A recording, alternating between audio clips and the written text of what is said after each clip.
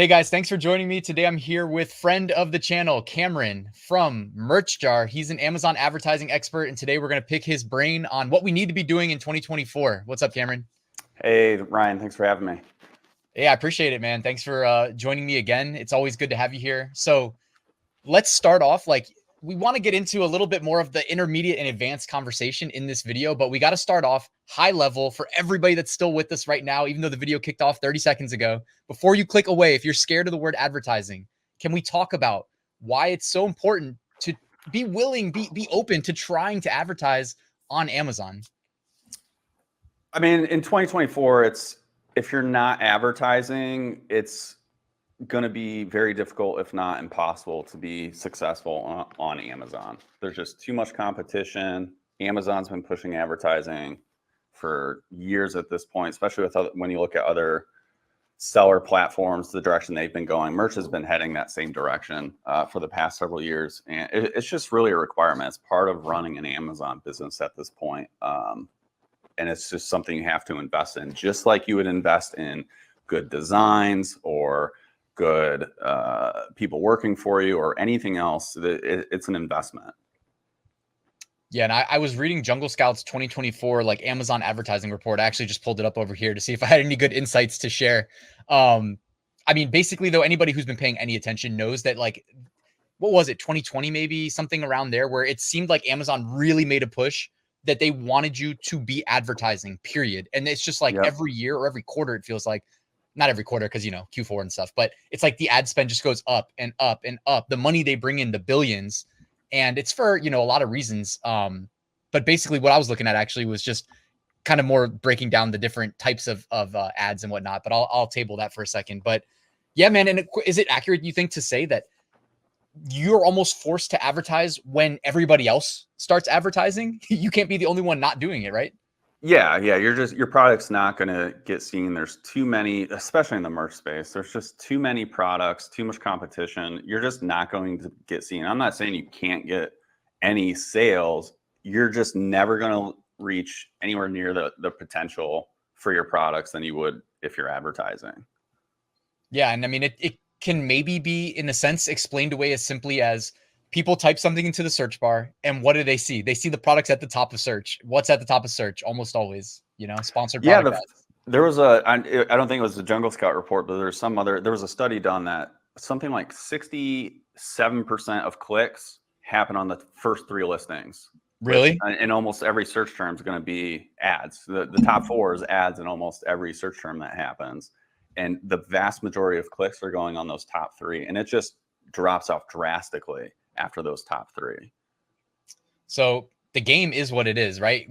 We're just playing the game, trying to get our piece of the pie.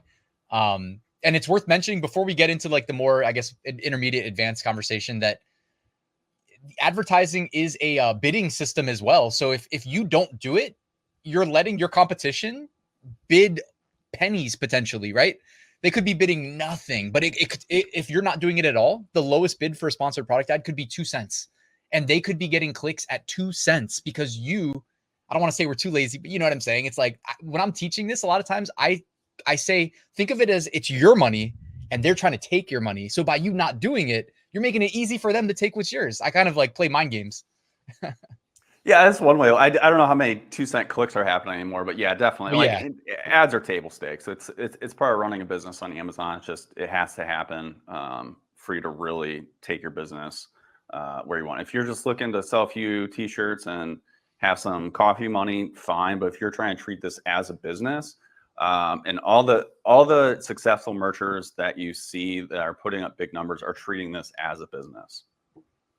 Yep, and the sales, whether they come from an ad or organic, are going to help you increase that organic rank, get more visibility, drive more sales. It's the flywheel that we all know. And again, it's just if you're willing to take this seriously, like Cameron said, it's something you should be open to. So what do you think? Where do we go from here, Cameron? I know you had some slides prepared. Yeah, we got some slides. It's from a presentation I did several months ago, and I think it's super relevant, at least a lot of the parts of it, to just why we're advertising. And I think we start with that. We start with the advertising mindset and why we advertise. And then we can move into more detail like campaign structure and optimization too. which will be a little bit more granular, but are obviously super important too. Now, there's 1,000 different ways you can advertise, so there's not just any one right way.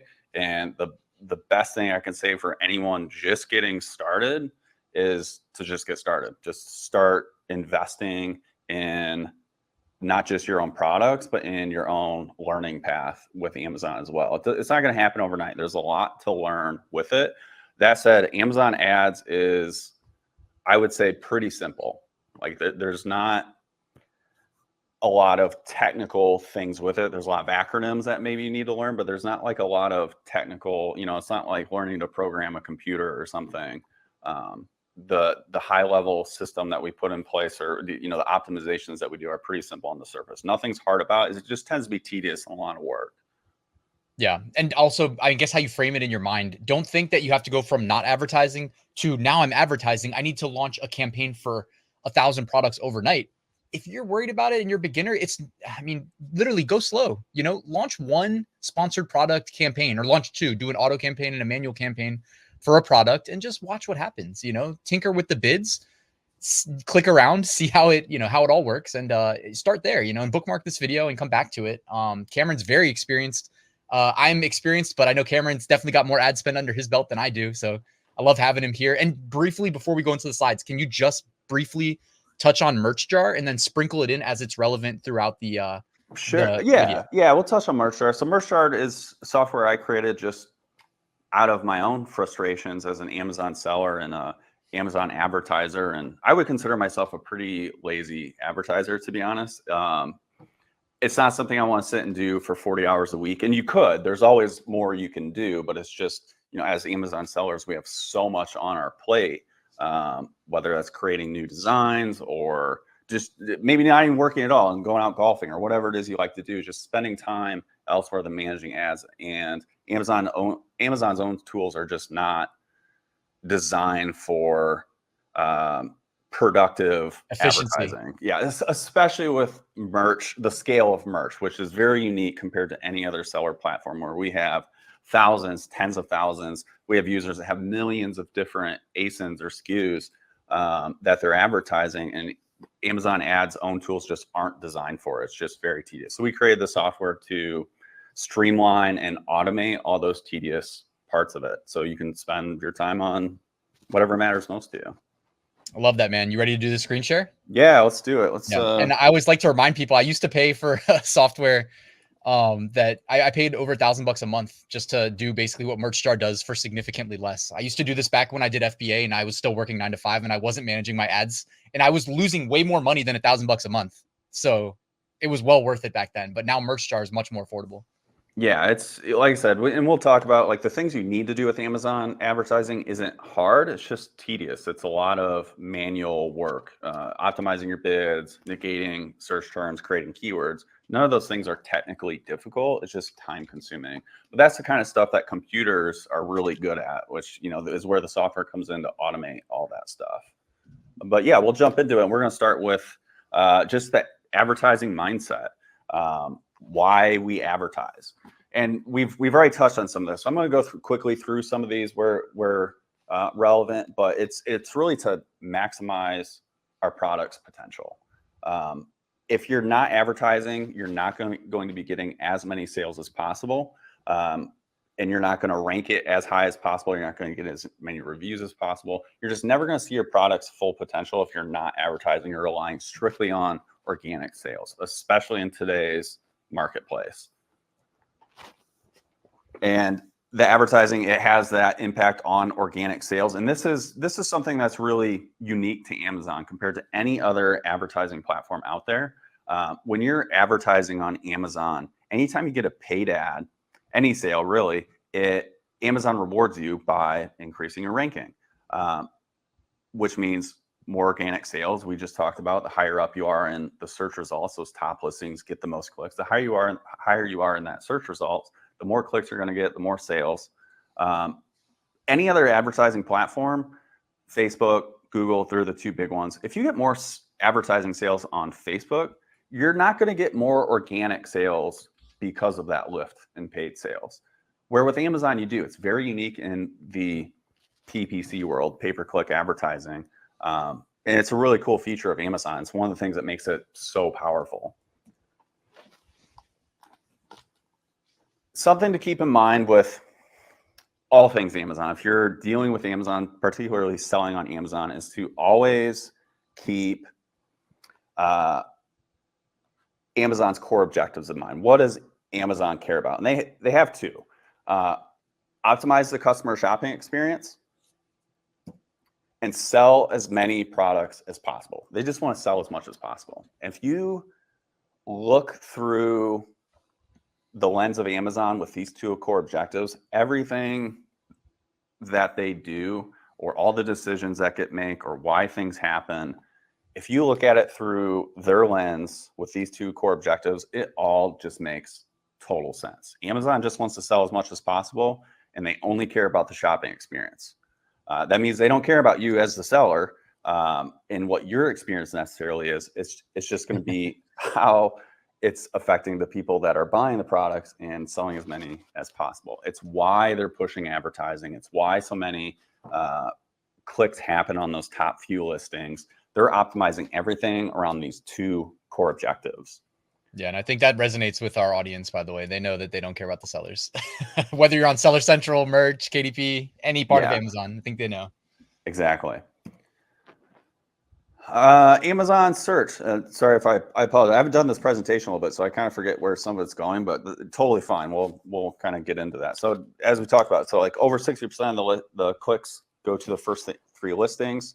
And Amazon knows this. They have all the data in the world. They have more data than you can imagine. So they know this. They're going to put the products in those top three listings they think are most likely to sell. So that's a big portion of it. It's not just about, especially with your advertising, a lot of those top three listings are going to be ads.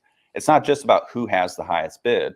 Anybody that's been advertising could probably attest to a time they had not getting impressions. They put a super high bid, still don't getting impressions. It's because they don't think your product's going to sell, or they don't know. They just don't have the data on it. They're going to always fall back to something they know will sell on a given search term. And this is win-win. This goes back to those two core objectives. Customers find what they want quickly. So customer experience, that's a good customer experience when a customer can type in something into the search bar and find exactly what they're looking for very quickly. And Amazon sells more products. That's pretty self-explanatory. And would you agree that if you're running an ad with the highest bid on, a manual campaign, specific keywords, but you're not converting well at all, that they just will stop showing it to some extent?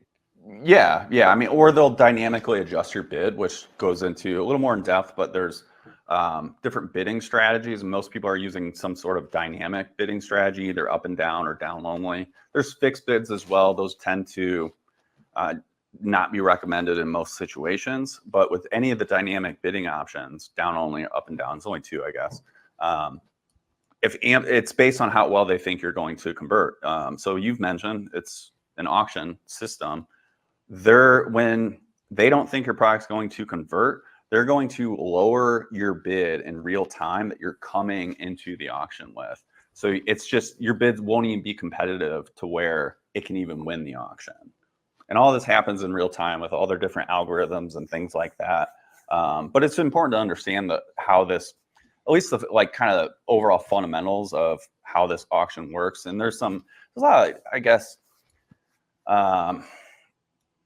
people have some wrong ideas around how this auction works. One thing to understand is all this happens in real time, which means there's no learning phase. You got Google ads, they'll have learning phase, or Facebook ads with a learning phase. Amazon doesn't really have that, where I think one of the misconceptions is where you set a bid and then you need to let it run for a week, 2 weeks, a month for Amazon to learn how to, what to show or where to show your ads at that bid. And that's just not the case. It's just going to take whatever bid you have at the time, use all of its data that it currently has in real time for what they're bringing what bid they're going to bring to the auction for your particular ad. A little bit of a tangent there, but I think we're going to end up doing that, which is totally fine. Search results ranking. So based on product data, all their different data, it's based on tons of factors, as far as what the customer behavior is, that they track all that stuff, what people are clicking on, their search patterns, even what device they're browsing on Amazon. They're going to use all that to determine Mm-hmm. what products show up in the search results. So when a customer types into the search bar, they got a whole list of products. That's all dynamic. That's going to change based on all of Amazon's data. But the most important one is the sales velocity. With sales velocity this is that flywheel effect you mentioned.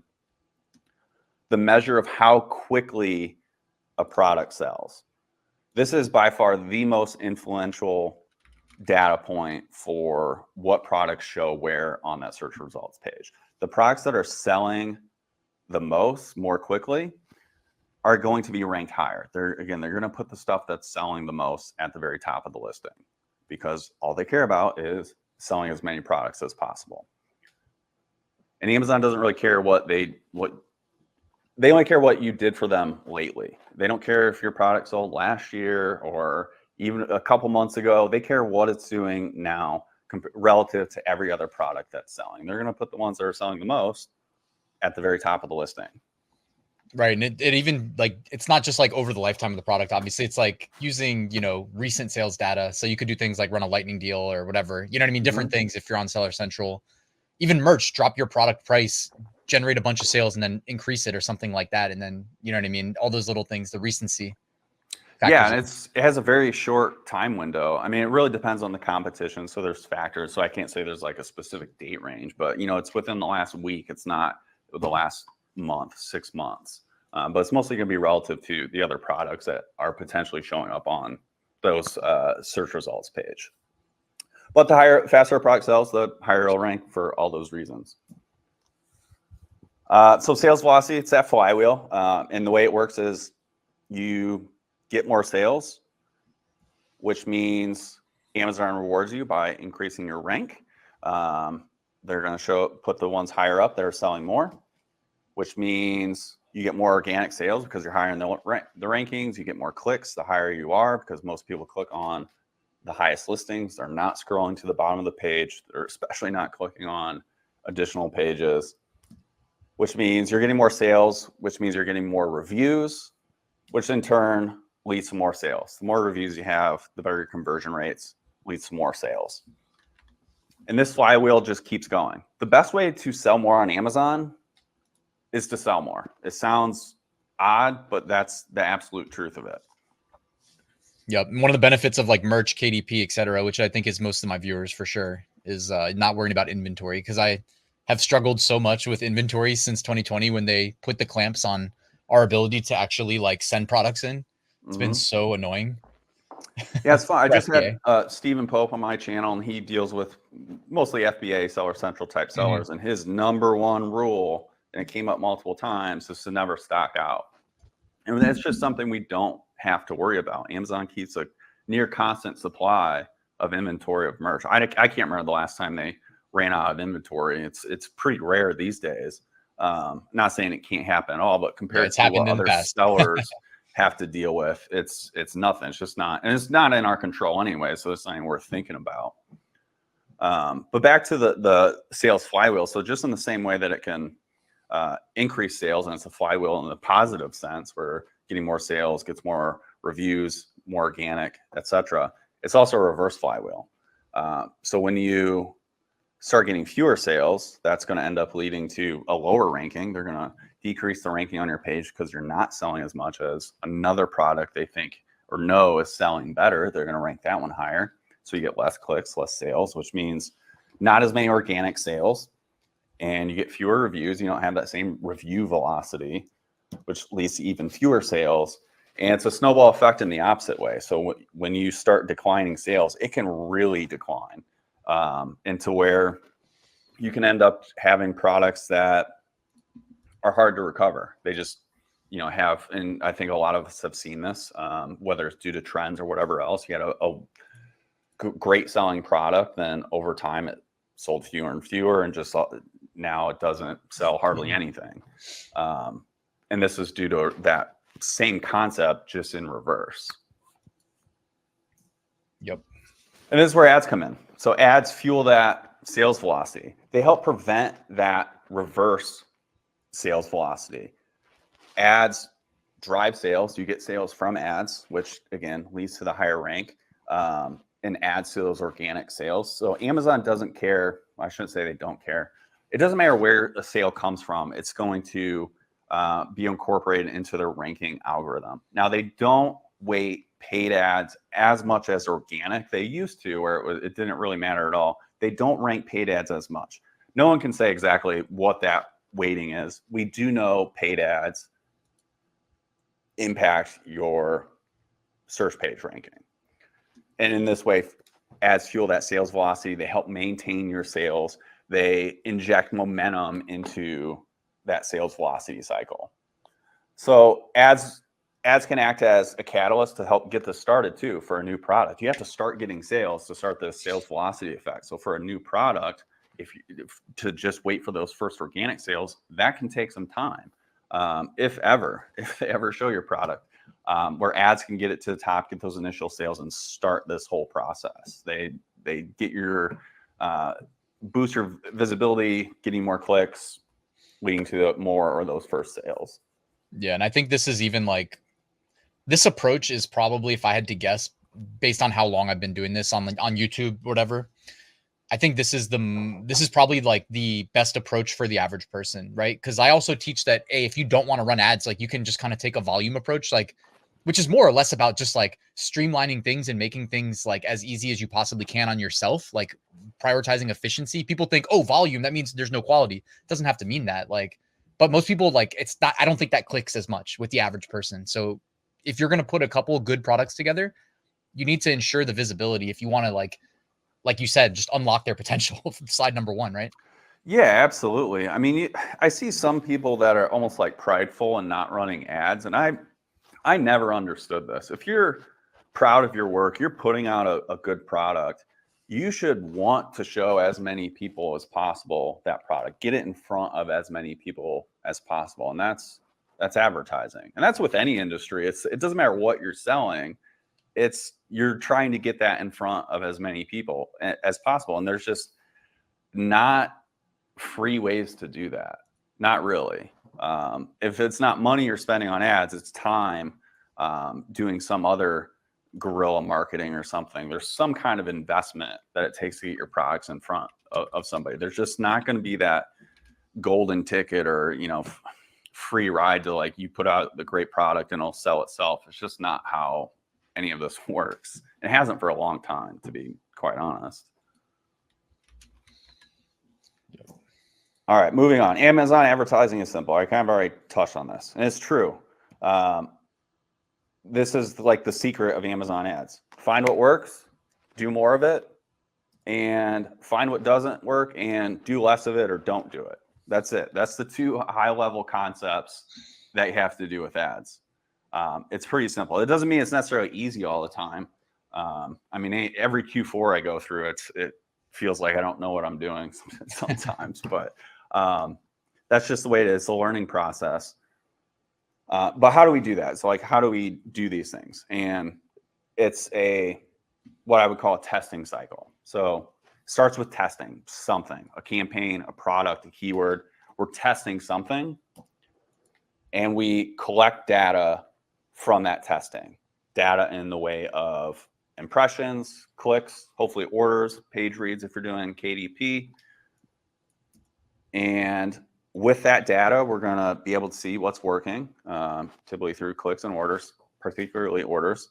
And the stuff that is working, we're going to amplify that. That would be in the way of raising bids, creating new keyword variations of it, maybe new product variations too, new keyword match types. If you find a search term that works, we'll create a exact match. We'll test that. We see it's still working. We'll create a broad match out of it to get more variations of it.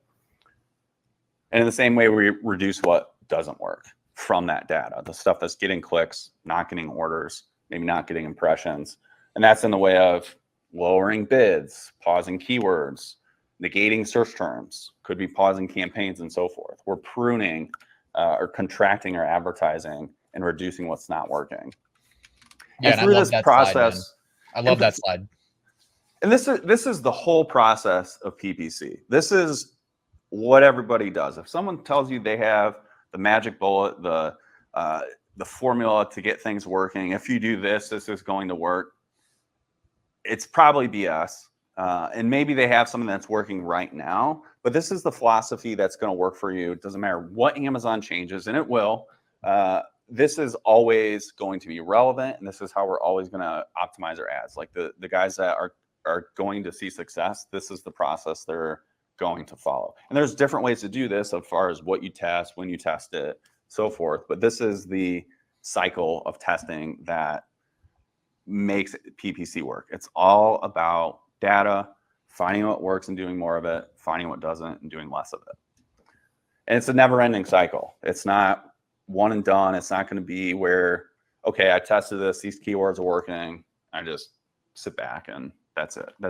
Amazon's not set it and forget it. And it's probably one of the biggest mistakes I see advertisers make is not continually optimizing their ads. It's constantly changing, whether it's new competition, new products, what bid worked yesterday doesn't necessarily work today. What keywords worked last week don't necessarily work this week. So it's a constant cycle of testing. Yeah, man. And I mean, seriously, for the average person that starts advertising, it's that understanding that it's not just like set and forget, that you're not just going to set it up once and it's good. It's like, yo, set up. I mean, I did say start with one, but when I said start with one initially, it's like expect that you're going to have to be active, increasing bids, decreasing bids, experimenting with the different match types, learning from Cameron about how to like move those search terms around and, you know, prioritize the ones that are converting at a high rate versus, you know, deprioritizing the ones that are not converting as well, stuff like that. Yeah, if you're just getting started, you need to be in there and looking at the data and doing these things yourself, like changing the bids up and down and negating search terms. And I mean, we built this sophisticated software that does a lot of it for you. But if you don't understand the fundamentals of what you're doing, it's not going to be super helpful. Any automation, you still need to give it good directions. It's just going to take a lot of the tediousness and overwhelm away from that process. So always, especially if you're starting, you got a few campaigns, you can totally do this by hand and manually inside of Ad Console. And then when you start getting overwhelmed, you start using tools like ours that just make the whole process easier and save you time. And what do we test? Yeah, you test everything. They're not one size fits all. That not everything that's going to work for my products are going to work for yours. You really just end up testing everything. Now there are some like best practices of how to start and things that don't make, you know, may make sense for somebody that's spending a lot more money than not spending as much. But for the most part, you are going to, like, if you have a question like, hey, you know, should I do this for my ads? I mean, my answer almost in every case is going to be, it depends, test it. Like we don't know.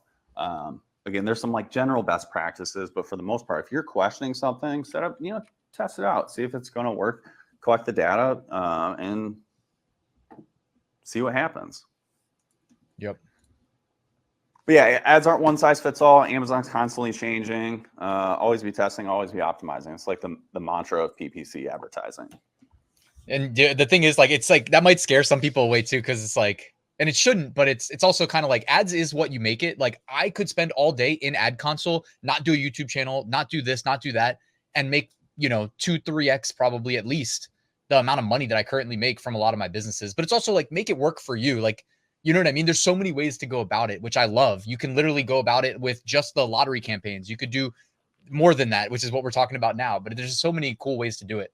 Yeah, it is what you make of it. At some point, there's diminishing returns. Like I could spend 40, 60, 80 hours a week inside of Ad Console. But at a certain point, you get those diminishing returns where you're better off doing other things, to grow your business. So, well, if you're into your 200,000 Amazon merch, you could probably do you know what I mean? 200,000 like nice quality designs in different niches and tinker with ads every day and max out. There's probably a limit on the ad campaigns too that you'd hit. So you do, yeah. There's definitely limits on that, and it depends on like structure. There's a lot of nuance when you really get into it. But like we're talking about high level, like getting people started, and I mean this is that whole process. There's again some like, you know, knowing what some of these acronyms and things are, which will, this is part of actually a Amazon advertising playbook that I put together as part of MerchJar, which you can find on our website. There'll be a little chat bot that pops up. If you want to download it, it'll send you an email. Link at top of the description. It's like over 20 pages long PDF that goes through this and more detail on it. So it's super useful if you're just getting started. And there's your channel, there's my channel, which will probably end up getting linked with all kinds of information. But the best thing is just get started. But talking about why we advertise, a big part of it is it's an investment. It's a long-term investment. I see so many people start with advertising and, you know, they spend $10, $15, $20 and didn't get any sales. So they pause it and just stop. And that's probably the second, or maybe even the biggest mistake I see people make, is starting with something, but not collecting enough data or not utilizing that data to learn anything. And at that point, you truly set your money on fire, where if you're taking that data and analyzing it, trying to figure out, okay, what are we learning from this? You're getting something out of that data, even if you didn't get any sales. What doesn't work is just as useful as what does, that knowledge. So now you know what doesn't work. So now you can cut that off, and you've just narrowed down something to start testing other things. If you if you've never set up an ad, there's the negative search terms too. If anybody's never been in there, there is negative search terms. So you can actually like it can be actionable to know what doesn't work. Yes, negative search terms are a huge, probably one of the most overlooked things by advertisers that I see when I'm doing any kind of account audit. They're not negating search terms. It's the best way you can make your ads more efficient. It's the first thing I end up looking for. It ends up being the first action item I end up giving to people for anybody's accounts that I end up auditing. And it's just an instant ROI. You're getting rid of the stuff that you're wasting money on. Yep. Yeah, when I did FBA, like I leveraged those all the time, because with FBA, it's like I took everything way more serious because I had like done all the research, all the monetary investing. You know, you pay thousands of bucks just to get it shipped from overseas to the US. Yeah. Like, so it's like, yeah, I was in there with, you know, every aspect of ads that I could optimize. And I'm not on your level for sure, but like I was in there taking advantage of negative because I could figure out what words like would be similar. Like you can go to autocomplete, you know what I mean? It could be that simple. Go to the search bar in Amazon, look at the autocomplete and be like, that product's or that word's not relevant. And you can do a negative phrase match. Yeah, you could get super in depth and spend a ton of time doing it. I said it earlier, I'm kind of a lazy advertiser. I don't like to spend a ton of time. Like, so lazy, I spent tens of thousands of dollars to create the software to do it for me instead of just doing it myself. So in a lot of that stuff can be automated through tools like ours. That's just going to automatically get rid of the stuff that's not working. It's a huge time saver and ad spend saver too. You're not wasting ad spend. That ends up being, yeah, one of the first action items I give most account audits, that you need to be negating more. And the people that I end up running into that say ads don't work for them, and then I dig a little deeper and, you know, what'd you do? It's like, well, it's usually they set up an ad and let it go for a month and didn't touch it. They're not optimizing their campaigns. It's not set and forget it. You have to optimize your campaigns, whether that's through bid management, negating keywords, all that testing that we talked about. Yeah, and by the way, we have like 10 minutes left. Sorry. Oh gosh. We have like 10. So if you want to talk more about like how MerchJar is a solution for, it's almost like we spent time like helping people understand why this stuff is so important, understanding the ecosystem. Anybody who's been through it that does, I mean, I imagine I'm not alone. Like I told you, I paid over $1,000 a month. It was like $1,200 a month, just to help like literally do what MerchJar does in what you talked about, like optimizing bids, moving keywords from one match type to the next, things like that. Like, do you want to talk about how MerchJar is a solution for the average person that doesn't have 6 hours a day to dedicate to their side hustle? Yeah. So MerchJar automates all that tedious stuff, a lot of that testing stuff. Again, none of it's hard. I mean, you can go through your search term reports, pull out the search terms that are getting a bunch of clicks and no sales, and add it to the relevant ad groups and campaigns. MerchJar automates that. We bring all of your data into one place. You can make changes quickly. I don't know. Do you want me to like share my screen? I can just give like sure. real quick like overview of the features. And we have that on our YouTube channel as well if you want to just get an overview. Yeah, I'm going to link to MerchJar and the MerchJar YouTube in the description and the Facebook group, so you'll get all of them. I don't know how to... If anybody wants to follow up. It was a good like little educational session here. Honestly, I feel like we're attending a seminar. You know what I'm saying? I mean, that's part of what it was. And I know you had more to go. I know you had more to go, which is why everybody needs to follow up. We could spend hours doing this. So yeah, we'll have to. there's always more to talk about. Let's see. Okay, so there's Mershar. This is one of our demo accounts. Let me just refresh. Yeah, let me know when you're ready to queue it up. But this is time well No, spent this because is you good. guys, like, Amazon's not going away. You guys already know this, so it's better to familiarize yourself with how the search algorithm works, how ads work, etc. All right, go ahead. I think it should be good. I got our demo account. This is a KDP account, but it's still going to be relevant. There's just some extra metrics for KDP, but if it's the same kind of process, doesn't matter what you're selling. Amazon ads can be a similar process. But one of our big things is we bring all of your data into one place to our ad manager. So you can see these are just kind of like dummy campaigns. Let me get some data numbers in here. We bring all your data in one place, all your different data sets. So that would be things like your campaigns, your ad groups, your ads, keywords, targets. And we show you all the data in Amazon, including more things like conversion rate that Amazon doesn't like to show you for whatever reason. We'll give you what we call target CPC, which tells you how much you need to be paying per click to hit your target ACoS, which can be really useful when you're comparing it to your CPC. We'll show you things like bid history. If you hover over, this doesn't have any bid history because it's a demo That's account, so cool, though. Even the target CPC, man. I love that. I use it all the time. It's one of my favorite things just to be able to, I don't always set my bid to what my target CPC is, but just as a guideline, hey, my CPC is way higher than my target. I'll need to move it down a little bit. Top of search impression share is also useful, just to know how much of the market you're capturing. But one of the most important things that a lot of people miss out on is historical data. They pay for all these clicks and they don't really do anything with it after the fact. But when it comes to, like, right now it's June, Father's Day is coming up. Huge month for a lot of Amazon sellers. Q4, another example. Anytime you have this seasonality, you have all this historical data, and you can do things like download search term reports and store them and aggregate them all together. It's just one of those things that's really tedious and hard to do that we do for you, to where on my own account, I can go back to last year's, there's just not data in here, but we can go back to last year's sales and be more proactive about changing our bids. And it's so powerful to be able to do that with those super important selling cycles like Black Friday coming up, where what a typical cadence looks like for a seller would be without tools like this is, okay, Black Friday is coming up. Maybe I'll raise my bids a little bit because I know the CPCs are going to be higher. And then I'm going to wait and see what happens. And then I'll adjust my bids. And the stuff that's doing well, I'll raise bids, wait another day or two, raise bids. Where what I can do is go back to see what my best selling keywords and targets were last year on Black Friday and raise my bids to those ahead of time. So I'm already at the appropriate bid instead of waiting for that data to come in and losing tons of sales because my bids weren't competitive enough. I had to wait and see how things were going to perform. I had this historical data that I can leverage from past seasons.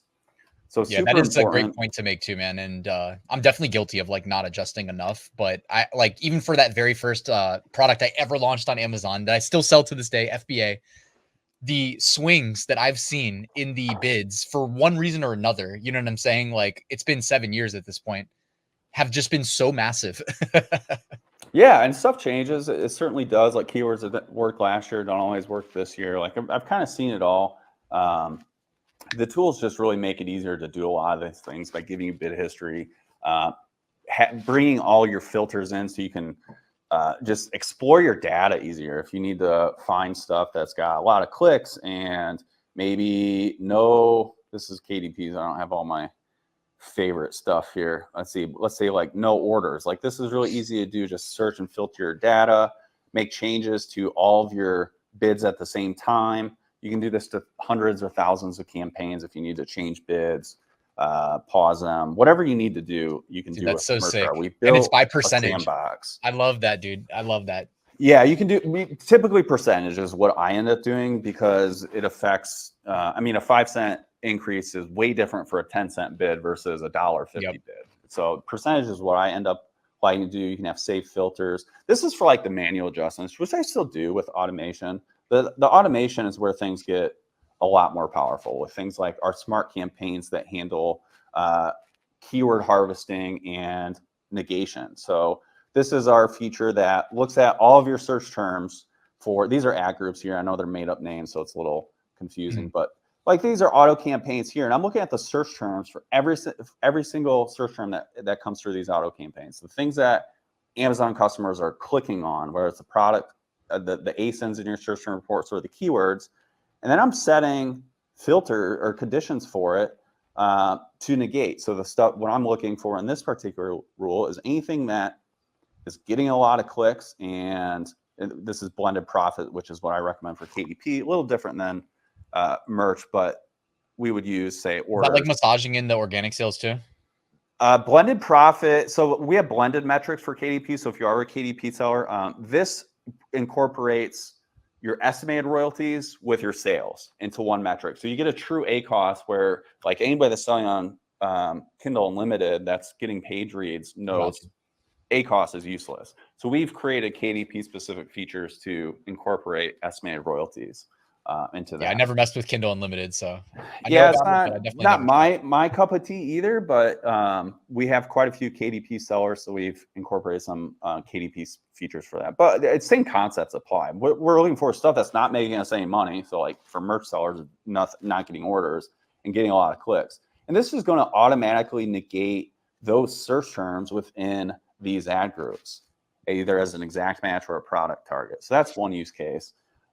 Again, that's the biggest miss I see people make, is not negating products or search terms that are wasting money. The other big use case for this particular automation feature is harvesting. It's like finding those search terms that are getting sales and testing them in a manual campaign. It takes out all that going through your search term reports or trying to do keyword research with the autocomplete and so forth. This is going to take the actual data, stuff that's getting sales from your auto campaign, and I'm going to create those as an exact match and a product target with this rule, for example. There's a ton of ways you can do this. You can then take them and turn them into broad keywords. It's just going to be all automated, and it saves tons of time. It's all about doing either automating the things you're already doing or that you should be now. And then our other big automation features are recipes. This is our sandbox automation engine that it does a lot of different things, but it handles your bid management, pauses stuff that's not working, increases bids on things that aren't getting impressions. And this is our own like programming language, so I'll show, but I know a lot of people don't want to do that. A lot of people just want like an easy one-click solution, which is what we did. Every account comes with our 6 starter recipes. That's going to handle 90% of the optimization you need to be doing.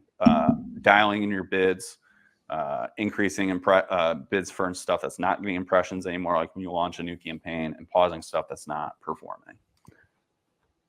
Love that, man. And way to give them a good jumping off point too. Love that's like key for all these software tools that exist these days. You know what I'm saying? Like there's too many. Exactly. You don't know what's good and what's not good. So it is, and that's why we have the starter recipes. So if you're just looking for like an easy mode, that's going to handle all the things you should be doing. And then for the people that do want to get more advanced, we have our recipes, and this is our own engine where you can do super advanced stuff. You can kind of do whatever you want with it. But the big deal with it that no other software can do is that you can query your data with multiple date ranges. And this is super important. So like the example I always give is like, let's say we want to pause keywords. We want to find keywords to pause. And we, by the way, we got to jump on the other call. Okay. We're out of time. Okay. To be continued. TV, yeah. I got a link to the Merch Jar Facebook group, to Merch Jar YouTube, and of course to Merch Jar. First 3 links in the description. Great. So I really appreciate your time, man. Obviously, there's so much we could do. We could do like 8-hour seminar. Yeah, we probably could. Yeah, we'll have to do this again soon. But yeah, free trial, so anyone can jump on, free, no credit card required. And yeah, just get started with learning and trying ads. It's not as overwhelming as a lot of people make it out to be. Yeah, I appreciate your time again, Cameron, and sorry for having to cut you off, although I do appreciate you because now you're about to jump into the other call with me. So I'm used to it. I kind of can go on tangents, so it's pretty easy to do. But yeah, thanks for having me. I love seeing how far Merch Jar's come to, man. That's really impressive. Everybody check it out. Linked in the description. Cameron, thanks, man.